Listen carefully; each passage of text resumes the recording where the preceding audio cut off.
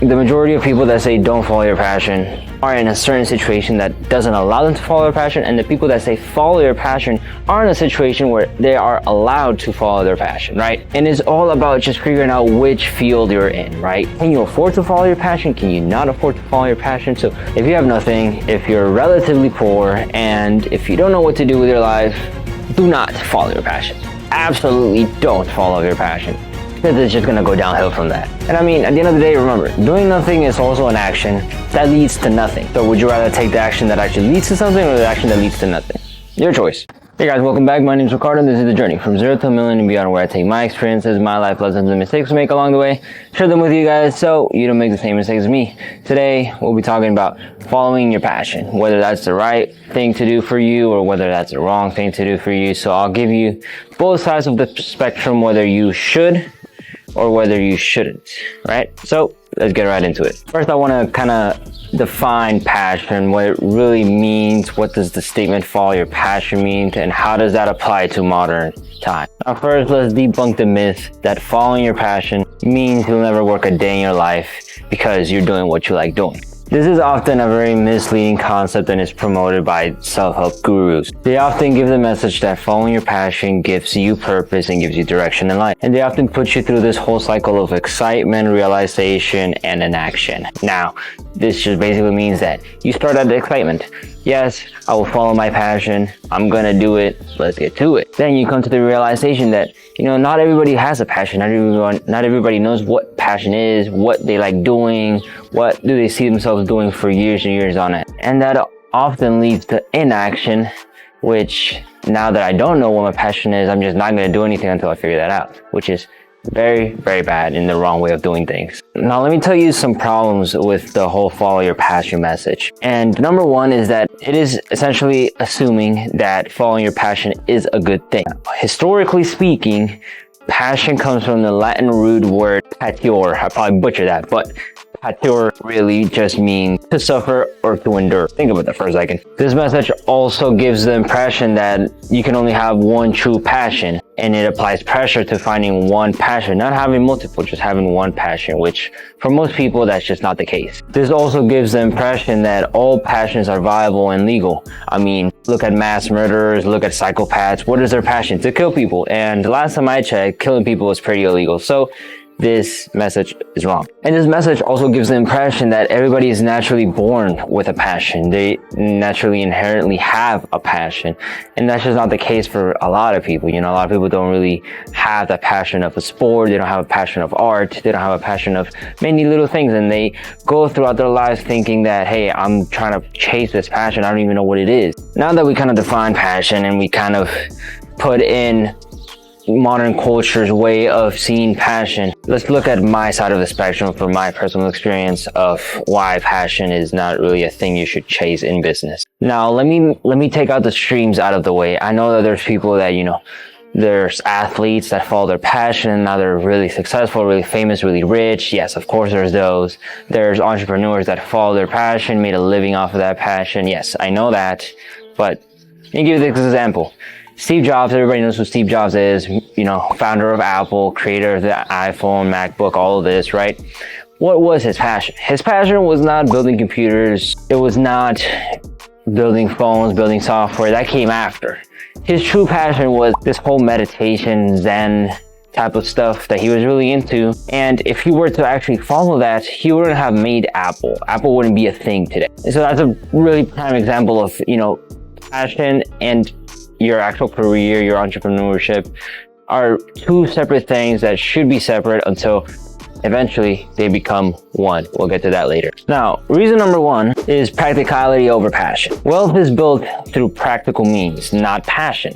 Successful individuals prioritize providing solutions to people and to markets through service and products. They're there to solve a market's problem. Passion projects often don't lead to solving market's problems, so their success rate is very low because of that. They're not here to solve a problem, they're here because someone enjoys doing it. And the whole capitalistic economy is based off of problem solving. Reason number two, emotional detachments in business. Emotions can obviously cloud judgment, during business decisions and lead to poor decisions being made. Passion-driven business are often failures because of the lack of objectivity and thinking things with logic rather than with the emotions attached to them. Successful entrepreneurs and successful business owners make decisions based off of data-driven points, logical explanations, and based on what the market needs. They don't make decisions based off of what they feel like is right or what their emotions tell them. Obviously, there's gut feelings, yes, but that doesn't necessarily mean that there's no data or there's no logic behind it. Reason number 3, and I think one of the most important ones, is a diminished enjoyment of your passion.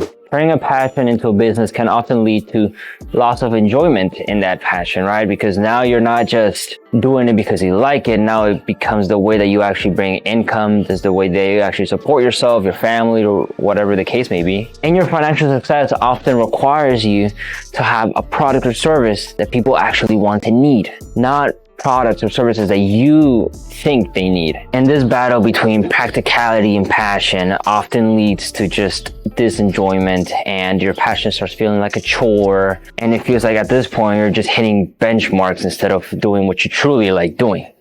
And that's why I think passion should just stay as hobbies, and they should not be what you base your whole livelihood off of.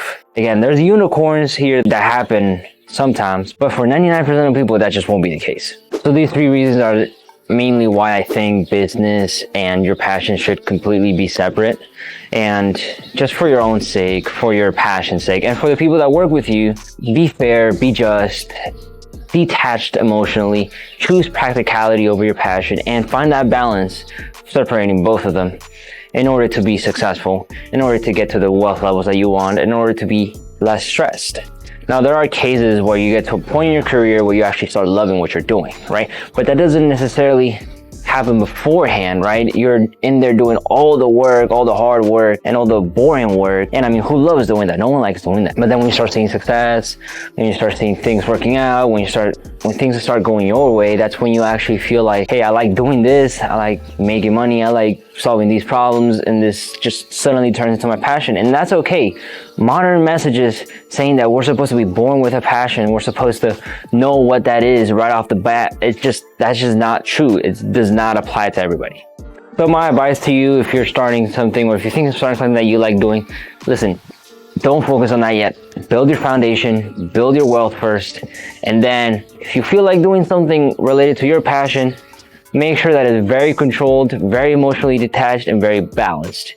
Otherwise, it's going to be a big mess. Now, let's go to the other side of the spectrum and think of how can we apply passion to our career. Again, we can start by defining how we see passion in this argument. My definition of passion for this argument would be passion is built. It's not found. Again, kind of the same of what we just talked about. And this applies principles that I've talked to before of taking action and staying consistent with that action. And this kind of plays into a whole feedback loop that I'm going to show you guys. It first starts with action. You start, you get the train rolling, you get things done. Start. Take action. Now, from that action comes the quantity, right? The more action that you make, the more quantity of that action you have. It's logical, right? I'm going to take this part from Alex Hormozi. Volume negates luck, right? The more quantity of that action that you make, the more likely you are to succeed at that action and to make a quality product or service out of that action, right? So action, quantity, quality. Now from that quality, you start getting feedback from customers, clients, and that positive feedback from the quality starts to turn into motivation. Now that motivation fuels more action, which then fuels more quantity, which then fuels more quality, which more motivation, and this infinite loop that is the feedback loop. And it all starts with just taking action, what I've been saying for so long. Now, a practical method of actually building your passion would be the following. You will write down a list of interests, right? It doesn't have to be 1, 2, or 3. It can be 10, 15, 20, whatever you want. Just things that spark your interest. Now, you would kind of start like a 30-day trial on these things. It doesn't necessarily have to be 30. It could be 5, 7, 10, whatever. But just put a number to it, right? Amount of times that you're actually going to get that done.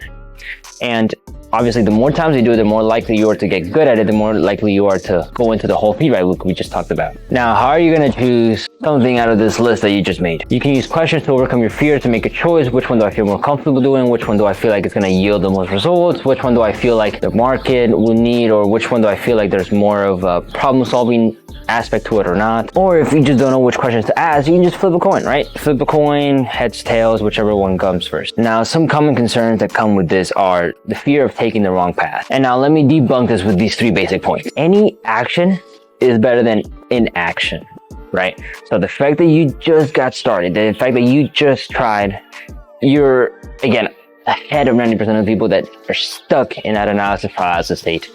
And now you have started, so therefore you have something to build off of. Now this action of actually picking a path leads to finding the right path rather than not picking a path at all. And I mean, at the end of the day, remember, doing nothing is also an action that leads to nothing. So would you rather take the action that actually leads to something or the action that leads to nothing? Your choice. Now, some benefits of this action approach are the constant feedback loop that you're having because of that initial action that you took, the trial period that sets a finite goal to achieve competence before judging whether you like it or not, and this principle that's called the corridor principle, which essentially is that action reveals new opportunities and new paths. Inaction keeps you stuck, while action opens up new options and new opportunities. Bottom line of everything, to get started, what I've been saying.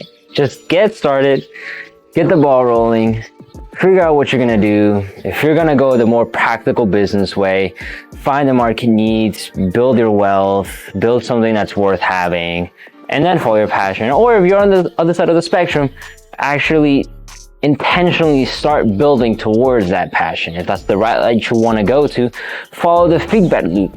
And honestly, the feedback loop you can actually incorporate into various avenues of your life. So use this however you want. And in conclusion, don't let the internet tell you what to do or what not to do. Don't let these gurus tell you what you should know, what you shouldn't know in relation to passion. You're not born with it. You're actually trying to build it. And if you have nothing, if you're relatively poor, and if you don't know what to do with your life, do not follow your passion. Absolutely don't follow your passion, because it's just going to go downhill from that. But on the other hand, if you already have a foundation, if you are not struggling with money, and if you're in a situation where, you have this thing that's bringing in cash and, you want to have a little more fun, a little more excitement in your life, then, purposely, actively build towards something that brings you joy and that you also benefit from. And now I say all that to say this.